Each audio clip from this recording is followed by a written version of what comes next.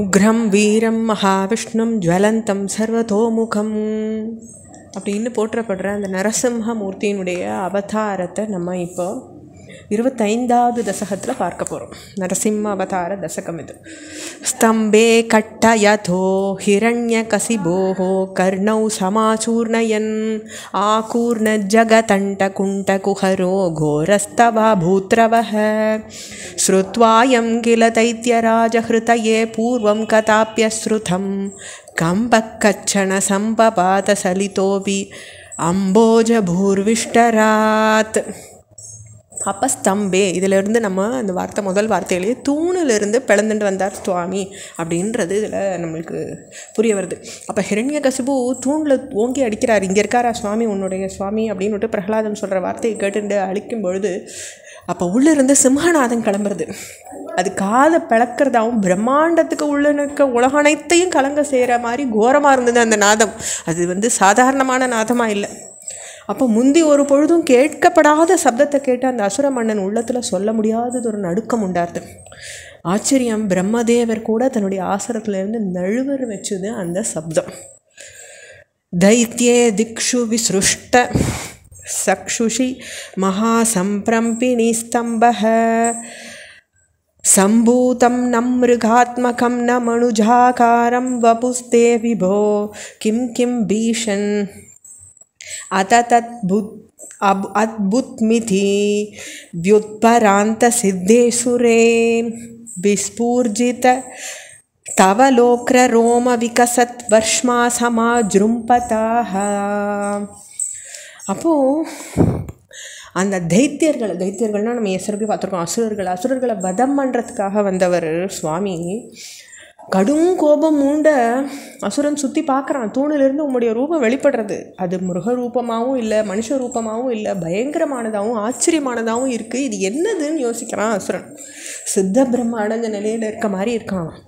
பறந்து விழிஞ்ச பயங்கரமான பிடரி மயிரோட அந்த உருவத்தோட நீர் அட்டகாசம் பண்ணி நீர் இல்லையா. தவலோக்கிற ரோம விகசத், அந்த ரோமங்களை பார்த்தாலே அட்டகாசமாக இருந்தது. அவருடைய சைன்யம் அப்படி இருந்தது அப்படின்னு சொல்கிறார் நரசிம்ம ரூபத்தை. தப்த சவர்ண கூர்ணத் அதிரூக்ஷாக்ஷம் சடாகேசா புரோத்கம்ப பிரணிகும்பிதாம் அபரமஹோ ஜீயாத்தவேதம் வபூஹு வியாப்த மகாதரி சகமுகம் கட்கோக்ரவல்கண்மஹா ஜிஹ்வா நிர்கம திருஷ்யமான சுமுஹா தம்ஷ்ட்ராயுகோட்டாமரம். அப்போது ஸ்வர்ண கூர்ணத் அப்படிங்கிறார். அப்போ சுவாமி எப்படி இருக்கார், அந்த வந்த நரசிம்ம அவதாரம் எப்படி இருக்குன்றதை விளக்குறது இந்த ஸ்லோகம். உருக்கின தங்கம் போல் பயங்கரமான கண்களை வச்சுருக்கார். சுழல்றது அந்த கண்கள். அசைவால் ஆகாயத்தையே மறைக்கக்கூடியதாக இருக்குது அந்த பிடரி மயிர்கள். விரிஞ்சு அகன்ற பெரிய குகை போன்ற வாய் அந்த அப்படி ஒரு பெருசாக இருக்குது. அதிலிருந்து நாக்கு அது வெளிவரும்பொழுது காணப்படுறது ரொம்ப பயங்கரமான 2 தெற்றி பற்களோடு இருக்குது. இப்படிப்பட்ட உங்களுடைய உருவமாப்டது ஆச்சரியத்துலேயும் ஆச்சரியமாக இருக்கே, அது வெற்றியோடு விளங்கட்டும்னு சுவாமியை வேண்டிக்கிறார் அந்த நரசிம்ம அவதாரத்தை.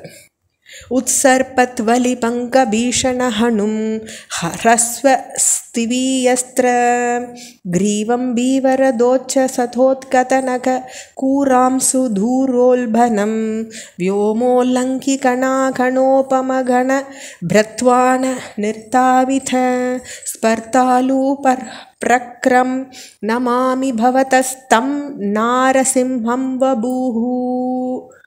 அப்போ அந்த நாரசிம்மமூர்த்தி எப்படி இருக்க, கர்ஜனை புரிகிறார். மேலெழுகிற மடிப்பு கோட்டுகளால் பயங்கரமான கன்னங்களை வச்சுன்னு இருக்கார். பருத்த குட்டையான கழுத்து, வெளிக்கிளம்பின நகங்களினுடைய ஒளியினால் பயங்கரமான பல பெருத்த கைகள், அவருடைய மேகங்களின் இடி போன்ற கர்ஜனை ஆகாயத்தை திரும்பி பார்க்குற மாதிரி இருக்குது. இப்படிப்பட்ட ஒரு நரசிம்ம ஸ்வரூபத்தை நான் நமஸ்காரம் பண்ணுறேன்னு சொல்லி அந்த நமஸ்காரம் பண்ணுறார் அந்த சுவாமிக்கு. தொடர்ச்சியை நம்ம அடுத்த பகுதியில் பார்க்கலாம். ஓம் ஸ்ரீ நரசிம்மமூர்த்தயே நமஹ.